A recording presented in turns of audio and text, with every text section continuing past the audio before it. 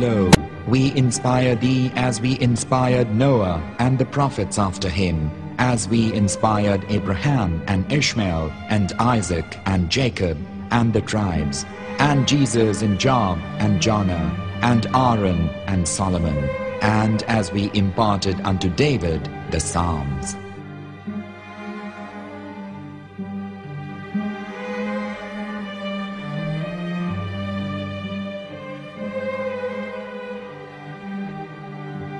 The verse we've just heard is from chapter 4 of the Quran.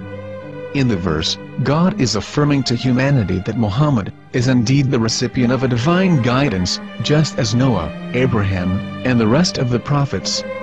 However, some Christians and Jews today don't believe that Muhammad was a prophet and the covenant that God made with Abraham. And since the Quran is not their book of authority, in this video I'm going to show you that the book you're holding in your hands contains the name off the seal of prophethood, the Prophet Muhammad.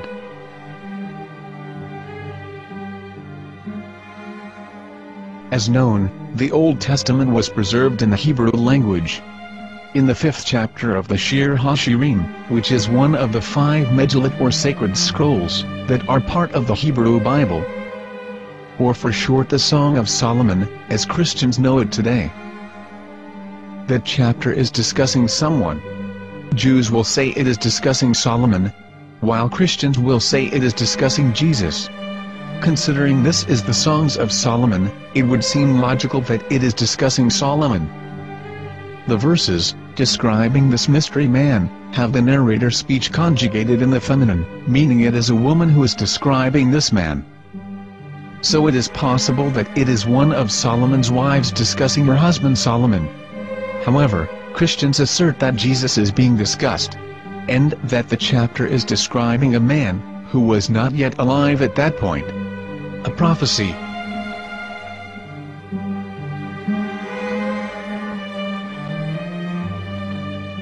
In reading the English translation of Song of Songs 5:16, it finishes the description by saying, "He is altogether lovely," but what most people don't know is that the name of that man was given in the original Megillat.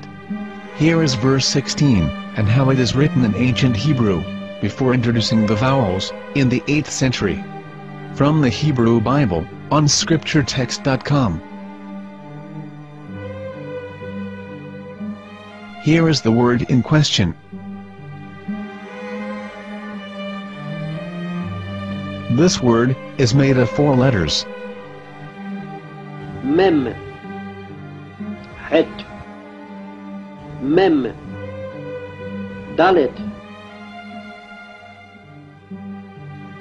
Now when reading the word as it is written in its original form, with no vowels, it can be read as Muhammad, which is the name of the Muslim prophet, or as Mamad with no A after the H. According to Ben Yehuda's Hebrew-English dictionary, it is correctly pronounced as Muhammad, not Mamad. So how we're going to know for sure if it's pronounced as Muhammad, the Muslim prophet, or as Mamad, a random Hebrew word? The only way is to give the verse to a rabbi and say to him, "Please read." Here is the Song of Songs 5:16, and how it is read by a rabbi from a Hebrew Jewish site. Please notice, the im in Hebrew is a plural of respect. Hiko mamtakim vechullo Mahamadim, ze dodi vezer'i benot Yerushalayim. Hiko mamtakim vechullo Mahamadim, ze dodi vezer'i benot Yerushalayim.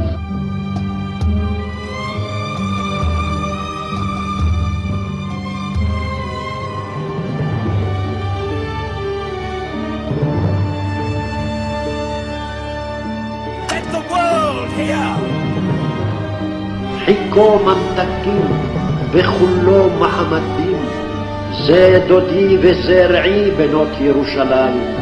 Hiko mamtakim vechullo